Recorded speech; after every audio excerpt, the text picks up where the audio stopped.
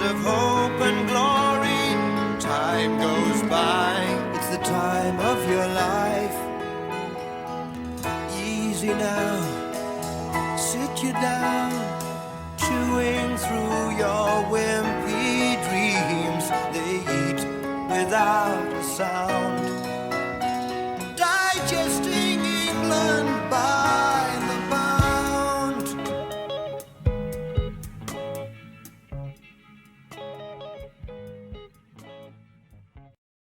A partir de la edición de Foxtrot, el 15 de septiembre de 1972, con el delicioso clásico Supper's Ready que lo caracteriza, destinado a convertirse en la suite más aclamada del progresivo, puede decirse que Genesis comenzó a ser tomado en serio, a pesar de que fue un álbum poco planificado y desarrollado a los tropezones. La presentación de la banda en el Reading Festival del 26 de agosto de 1973 puso fin a una apretada gira promocional de 121 presentaciones, y dejó claro que estábamos frente a unos jóvenes músicos talentosos que aspiraban a la gloria, caracterizados por su camaleónico frontman. Por primera vez, lograban posicionarse en el puesto 12 de la lista de éxitos británica, y el paso del tiempo terminó reconociendo su sed de ambición de esos días, ya que este trabajo alcanzó la certificación oro al superar las 250.000 libras en ventas, y en la edición del 17 de junio de 2015 de la revista Rolling Stone, ocupa el lugar 14º entre las 50 mejores obras del género de todos los tiempos. Para aprovechar su creciente éxito, y dado que todavía no contaban con nuevo material, en contra de los deseos de la banda, Charisma Records lanzó al mercado, el 20 de julio de 1973, su primer álbum en vivo con el título Genesis Live, reuniendo material de su última gira, grabado los días 23 y 24 de febrero de ese mismo año, y alcanzando en el mes de agosto el 9º lugar en la lista de éxitos local. La discográfica optó por lanzarlo al mercado a un precio accesible, para compensar en cierta manera la cancelación del concierto previsto el 13 de mayo de 1973 en el Wembley Empire Pool, actualmente denominado Wembley Arena, debido a que problemas técnicos imposibilitaron la impresión de las localidades a tiempo.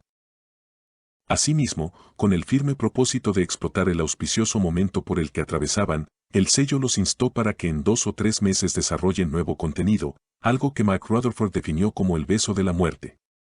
Eso los presionó para que a comienzos del verano de 1973 se juntaran a trabajar en la propiedad del bajista John Giblin, conocido de Phil Collins, y que más tarde tocó con él en la banda de jazz fusion Brand X. La misma se denominaba Barwell Court, cercana al zoológico de Chessington, en Surrey, y en esa época se trataba de una antigua casa señorial destartalada, al decir del periodista Jerry Gilbert. Por ese entonces, y a pesar de que Peter Gabriel lo recuerda como un periodo relativamente feliz y tranquilo en el seno de la banda, la realidad es que estaban endeudados y atravesaban dificultades.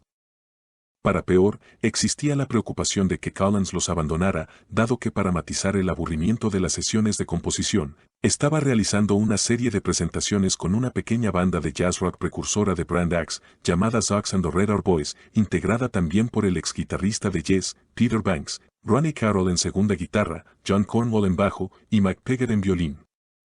Tampoco resultaba favorable la situación personal por la que atravesaba Steve Hackett, quien enfrentaba un proceso de divorcio de su primera esposa Alan Bussey, madre de su pequeño hijo Oliver. Y para colmo, llegaron a Chessington sin inspiración alguna, y allí debieron superar primero una etapa de bloqueo creativo que les imposibilitó contar con una idea clara que les permitiera amalgamar y enfocar su trabajo desde un inicio. Y si bien Gabriel terminó declarando que le bastaron un par de semanas para desarrollar la lírica, el enfoque de la cultura inglesa que le imprimió a las letras era solo una de las ideas con las que contaban, y a medida que el desarrollo integral comenzó a fluir en torno de un concepto central más claro, el plazo de que disponían fue tirano, y ya no quedaba tiempo para retroceder y realizar corrección alguna. El propio Peter Banks reconoce que la temática inglesa que se desarrolla en todo el álbum no fue intencional desde un comienzo y que simplemente surgió a medida que las canciones se desarrollaban naturalmente. Respecto del trabajo compositivo, la maravillosa For the Fifth fue compuesta a partir de 3 piezas musicales separadas que quedaron de Foxtrot, aunque otras fueron el resultado de improvisar, de jugar con tramos, y combinarlos para que encajen. Tal fue el caso de I Know What I Like, construida a partir de un riff improvisado de Hackett y Collins durante las sesiones de Foxtrot, descartada en su momento porque sonaba muy Beatle, aunque fue retomada y desarrollada en esta oportunidad. Con la mayor parte del material escrito y desarrollado, y quizás apremiados por las quejas del vecindario de Chessington ante las ruidosas sesiones que allí realizaron, nuevamente acudieron a la escuela de danza una Billings en Shepherd's Bush para completar el trabajo. Ocuparon la misma sala donde desarrollaron parte del material de Foxtrot y a la cual habían llegado por recomendación de June Collins, madre de Phil Collins, que por entonces dirigía la escuela de danza Barbara's Peak. Una vez que estuvieron listos, en agosto se trasladaron a Allen Studios, en el oeste de Londres, donde permanecieron durante 3 semanas para desarrollar el proceso de grabación y mezcla, contando con John Burns como productor, quien ya se había desempeñado como ingeniero en Foxtrot. Burns contaba con una amplia experiencia, tenía una edad similar a la de los músicos y además era guitarrista, por lo tanto estaba en óptimas condiciones de sacar el mejor partido de Hackett, quien, al igual que Collins, venía experimentando sonidos muy influidos por el jazz fusion de Mahavishnu Orchestra. El álbum terminó saliendo a la venta el 13 de octubre de 1973 con el título Selling England by the Pound, en referencia al doble sentido del término pound, ya sea como unidad monetaria o de peso, e indudablemente influenciado por la inestable situación política, económica y social de la Gran Bretaña de esos años. Dicho título fue elegido ex profeso por Gabriel, con el velado mensaje de que estaban entregando los valores nacionales por nada y que lo que adquirían procedente de la otra costa del océano los aburguesaba y engordaba, como una manera de atenuar la creciente crítica que recibía la banda en su país por inclinar el contenido del material que desarrollaban hacia América. Y aunque existe la creencia comúnmente aceptada de que el mismo fue obtenido de un eslogan utilizado en el manifiesto del Partido Laborista para las elecciones generales celebradas antes de la edición del álbum, es muy fácil comprobar su falsedad, ya que no existió sufragio alguno próximo a la salida del disco. Del mismo modo, aquellos que afirman que no se extrajo de un manifiesto, que en ese país es el equivalente a una plataforma electoral, sino de un panfleto, no aportaron evidencia alguna que lo respalde. Por otro lado, resulta engañoso percibir la denominada americanización de Gran Bretaña que impregna la lírica del álbum como una amenaza a la cultura y soberanía nacional, ya que la misma se produjo al término de la Segunda Gran Guerra y se manifestó únicamente en el denominado consumismo. El sentimiento de verdadero peligro provenía de la Europa continental y se terminó expresando en el Brexit 47 años después. La imagen que ilustra su carátula es una adaptación de la obra en lápiz The Dream, perteneciente a Patti Swanek, una dibujante, pintora, novelista y profesora de arte, popularizada por los carteles que realizó para London Transport entre 1936 y 1954. A raíz de la visita de Gabriel a la muestra de verano de la Royal Academy of Arts de ese año, e interesado por sus trabajos, le ofreció a la artista realizar el arte de tapa de su próximo álbum, pero dado el poco tiempo de que disponía para cumplir ese cometido, en vista de la fecha prevista para su lanzamiento, Swanwick le propuso adaptar The Dream e incorporarle herramientas de jardinería, para adecuarlo a la temática del tema I Know What I Like. El resultado final se convirtió en un clásico, marcó un salto artístico cualitativo para la banda, y figura entre las portadas mejor consideradas del género. El 20 de octubre, el álbum alcanza el tercer puesto en la lista de éxitos del Reino Unido, su mejor resultado a ese momento, y el single I Know What I Like, lanzado en febrero de 1974, se posicionó en el lugar 21º, convirtiéndose en el primer sencillo de la banda en ingresar en ese ranking. Hasta se dieron el lujo de rechazar su invitación para interpretar ese tema en el programa televisivo británico Top of the Pops. En Estados Unidos también logró cierta repercusión, ya que el 13 de abril de 1974 alcanzó el puesto 70 en el Billboard 200, favorecido esto porque el sello Carisma optó por recurrir a Atlantic Records para su distribución en reemplazo de Bureau Records. La gira promocional de 117 presentaciones por Europa y Norteamérica comenzó el 19 de septiembre de 1973 en París, y concluyó el 6 de mayo de 1974 en New York. La idea inicial de contar con una puesta en escena más elaborada que la utilizada en la gira de Foxtrot debió ser descartada, y adecuarse a las regulaciones establecidas a raíz del incendio acontecido el 2 de agosto de 1973 en el centro de esparcimiento Summerland de Douglas, capital de la isla de Man, que provocó la muerte de 50 personas y 80 heridos de gravedad. Debido a que la banda se encontraba muy endeudada, se hizo necesario que contaran con un servicio de management a tiempo completo, por lo cual la discográfica los instó a que contaran con los servicios de John Anthony Smith. Para su presentación en escena, Gabriel ideó nuevas historias previas a las canciones, para lo cual vistió un traje completo con casco y escudo representando al personaje de Britannia en Dancing with the Moon at Night. Cantó The Battle of Epping Forest con una media sobre la cabeza y durante las 5 presentaciones que realizaron en el Theatre Royal de Drury Lane, en Londres, fue suspendido en el aire por un cable para interpretar Supper's Ready. Los días 30 de octubre y 1 de noviembre de 1973 ejecutaron un setlist de 5 canciones frente a una audiencia invitada especialmente a los estudios cinematográficos Shepperton, con el objeto de realizar una filmación con fines promocionales y ser vendida a emisoras de televisión internacionales, con el título Tony Stratton Smith Presents Genesis in Concert. Debido al bajo presupuesto disponible, la película se rodó con 3 cámaras de 16 milímetros, lo que obligó a realizar numerosas tomas por problemas de sincronización, y el sonido se capturó utilizando los afamados Rolling Stones Mobile Studios. El ruido de los 100 espectadores presentes se agregó en postproducción junto a otras grabaciones que suministró el sello Carisma. Durante el proceso de edición en el barrio de Soho, Gabriel visitó la sala de montaje varias veces, aunque en entrevistas posteriores, los miembros de la banda coinciden en que nunca les gustó el resultado final. A pesar de las dificultades que experimentaron inicialmente por la escasez de notas y la falta de ideas, al final contaron con material más que suficiente para incluir en el álbum. Tan es así, que tuvieron que descartar fragmentos que sirvieron de base para otras canciones que vieron la luz con posterioridad. Tal fue el caso de la segunda parte instrumental de Compression, que terminó como lado B del sencillo Working in Line, del álbum solista de Rutherford Small Creeps de 1980, o el de Deja Vu, iniciada por Gabriel y completada por Hackett muchos años después, e incluida en Genesis Revisited de 1996. Respecto del contenido que nos llegó en la edición original, el álbum consta de 8 temas, 3 de los cuales sobresalen por su calidad compositiva, complejidad estructural y profundidad artística, a punto tal que definen el espíritu del Genesis clásico.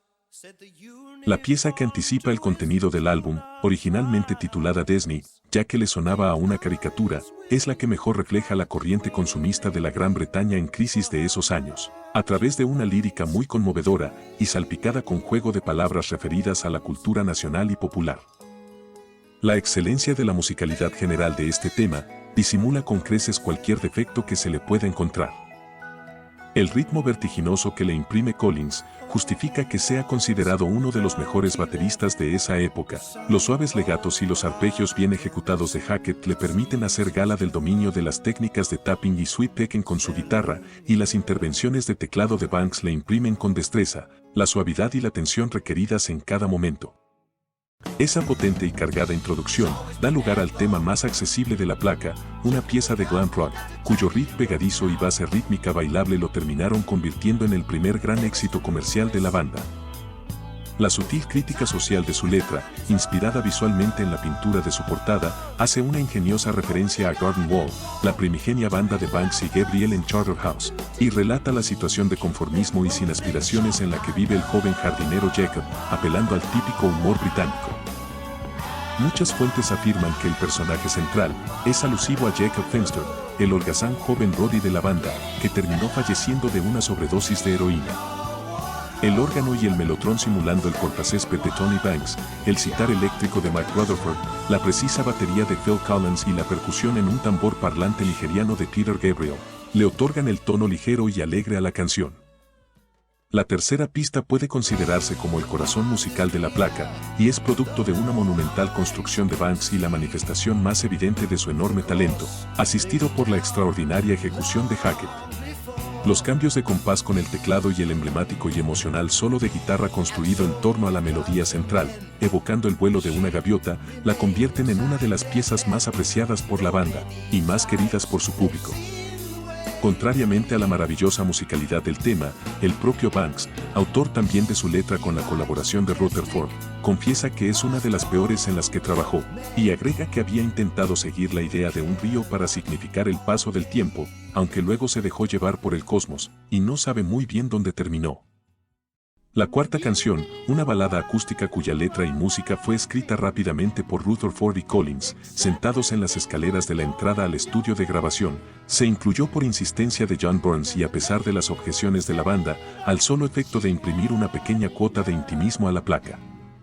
Las consecuencias del desengaño amoroso, el arrepentimiento y la ingenuidad emocional que aborda su letra, en fuerte contraste con el tono lírico mayoritariamente grave y épico del resto de las pistas, adquiere en la voz de Collins el tinte de ternura y melancolía necesario para describir una relación que se desmorona. Aunque muchos consideran que esta pieza es un simple relleno, y que ni debería haberse incluido, en realidad se trata de una composición relativamente sofisticada y caracterizada por una compleja secuencia de acordes, que en las 12 cuerdas de Rutherford se transforman en una melodía encantadoramente emotiva, por más lejos que la situemos del contexto general del álbum. Gabriel encontró la inspiración para escribir esta canción en un artículo del periódico The Times sobre un enfrentamiento de pandillas urbanas rivales acontecido en Epping Forest en abril de 1972 para lograr el control territorial del East End de Londres. Como resultado, nos encontramos frente a una compleja pieza narrativa, líricamente recargada y tratada como una opereta cómica, con innecesaria multiplicidad de personajes. Si bien esta sátira social encaja con la decadencia cultural británica que se pretende resaltar, se hace eco de la desilusión post-hippie y sirve como vehículo para criticar la moral burguesa y el consumismo. Esta vez el talento de Gabriel para los juegos de palabras le juega una mala pasada, e incluso él mismo reconoce que terminó siendo demasiado verboso. Al decir de Collins, eran como 300 palabras por línea, no había espacio, le habían quitado todo el aire. En definitiva, una pista musicalmente intrincada, armónicamente densa, vocalmente sobrecargada y con cambios constantes, que si bien generó polémica en el seno de la banda, se convirtió en un clásico de los conciertos de Genesis hacia fines de 1973 y principios de 1974, dándole a Gabriel la oportunidad de teatralizar a sus personajes y representar actos violentos, cosas que disfrutaba. Aunque Hackett reconoce con tristeza que la canción murió en Estados Unidos, principalmente porque nunca habían oído hablar de Epping Forest, ni de pandilleros hablando así, ya que es muy británico. Luego de la intensidad desplegada durante la batalla, era necesario otro momento de distensión, calma y refinamiento musical, el cual fue aportado por este instrumental melódico y pastoral, pero no sin antes haber tenido que superar una fuerte discusión interna. La supuesta tranquilidad que aportaría esta pista estuvo muy lejos de la batalla que generó en el seno de la banda, casi tan violenta como las de Epping Forest.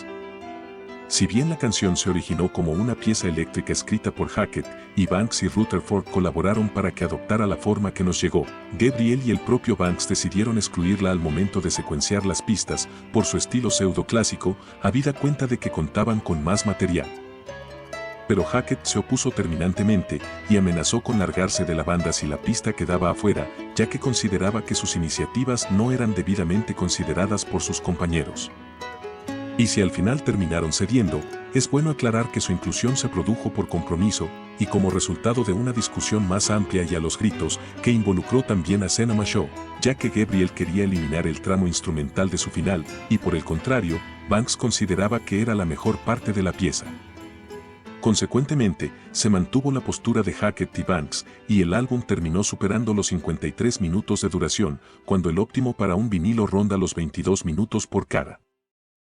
La anteúltima pista del disco se concibió originalmente como una pieza derivada de Dancing with the Moon at Night, a pesar de que Banks, uno de los autores de su lírica junto con Gabriel, lo niega. La canción ofrece una doble lectura, ya que en la superficie parece narrar una cita romántica contemporánea, pero en el fondo, es una reflexión más amplia sobre los roles de cada género, el amor, el deseo, y la desconexión espiritual del mundo moderno, teñida de ironía y mitología. Asimismo, la mayor parte del tema también consiste en dos pasajes instrumentales extensos y diferenciados. El primero se construye sobre una base de múltiples guitarras de 12 cuerdas, con un espacio abierto lleno de vientos y armonizaciones de scat, y ese ensoñador comienzo acústico es interrumpido por una extensa sección instrumental, esta vez sin la intervención de Gabriel, anticipando el sonido de la era Collins. El crescendo final es algo engañoso, ya que en lugar de concluir con el clásico y esperable remate, la música se enfría paulatinamente y construye una transición perfecta a la última pista del álbum. Este cierre conceptual creado por Gabriel y Hackett recicla la melodía inicial del álbum, afirmando su estructuración compositiva y su lírica breve e irónica, cargada de referencias a los supermercados británicos, retomando su crítica al mercantilismo y a la crisis económica del Reino Unido en esos años. La crítica especializada recibió el álbum con comentarios dispares, principalmente polarizados por su intrincada lírica y cargada instrumentalidad, rayana por momentos en la presuntuosidad. El periodista especializado Chris Welch, de Melody Maker, celebró la complejidad compositiva y la imaginación lírica del álbum, aunque con algunas reservas sobre la excesiva densidad de ciertos pasajes. New Musical Express, en cambio, fue algo más tibio, ya que si bien reconoció la destreza instrumental y la ambición artística del grupo, consideraba que muchos de sus tramos rozaban lo excesivamente barroco y pretencioso. Al otro lado del océano, algunos medios fueron más severos, ya que Gordon Fletcher, reseñando para Rolling Stone, lo calificó como pretencioso, aburrido y artificial, señalando que trataban de hacer música seria sin un sentido claro de dirección, dando cuenta del sentimiento predominante en ese país respecto del rock progresivo británico, al que consideraban excesivamente grandilocuente. Respecto de los autores y protagonistas de la obra, también es posible rescatar una diversidad de matices que resulta muy interesante reseñar. Gabriel era consciente del mayor uso de largas secciones instrumentales en el álbum y, en su opinión, presentaba el riesgo de que el material se volviera aburrido. Con posterioridad, se manifestó satisfecho con su enfoque lírico, aunque le parecía demasiado ornamentado y excesivamente pulido, lo que le restaba cierta espontaneidad.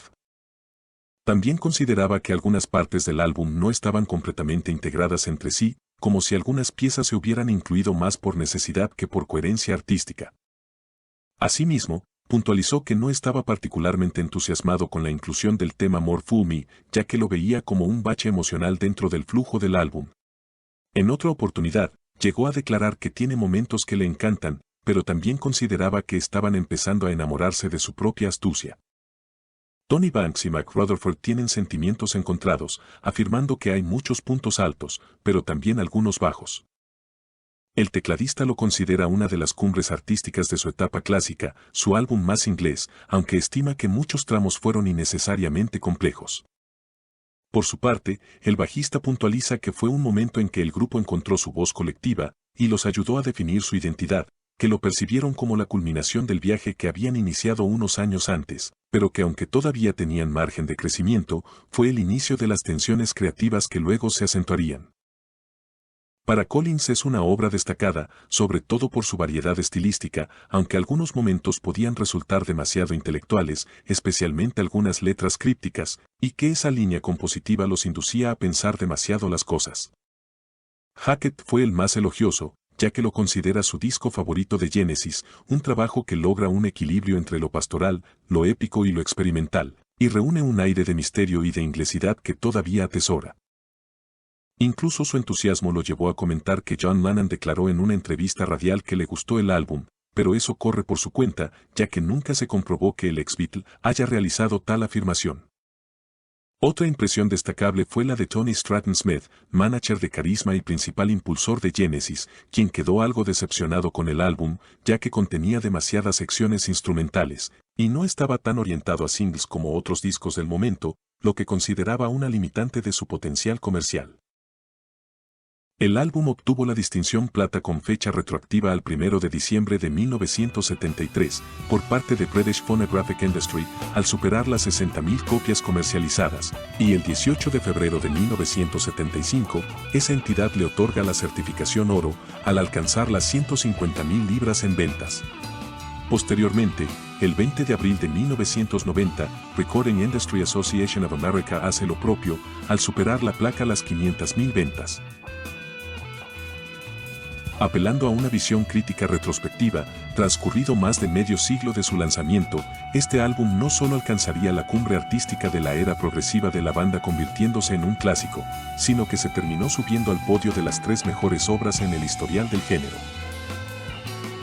Y quienes admiramos este maravilloso trabajo, estamos absolutamente seguros que nosotros hicimos un gran negocio, ya que Genesis nos vendió su más deliciosa obra por tan solo unas pocas libras, y subimos de peso gustosos de satisfacción. Una verdadera ganga.